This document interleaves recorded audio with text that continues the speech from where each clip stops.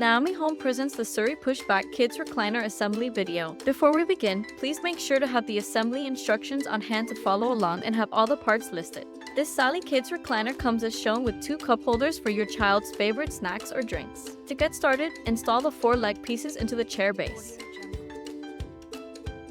Next, fasten the clamps of the back onto the rods of the chair base.